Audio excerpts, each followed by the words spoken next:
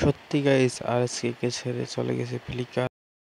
তো সব কিছু জানতে ছোট্ট একটা অ্যাডের মাধ্যমে ভিডিওটি শুরু করা যাক। তো ফ্লিকার লাইভে এসে কি বলে তোমরা নিজেই শুনে নাও। না বাইর হয়ে গেছে অলরেডি, ওদের সাথে ঝগড়া টগড়া হয়েছে তো বুঝতেছেনই তো। ওরে বাপ রে বাপ, সত্যি কি ফ্লিকার বাইর হয়ে গেছে নাকি বাইর হয়ে? এটা হলো ফ্লিকার লাইভে এসে মজা করছিল অডিয়েন্সের সাথে।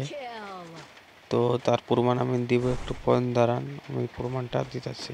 ওয়েট ওয়েট গাইস, যারা এই ইংলিশ পড়তে পারো তাদের জন্য পোস্টটা বোঝা অনেক সহজ, কিন্তু যারা পারো না তাদের জন্য বলতেছি।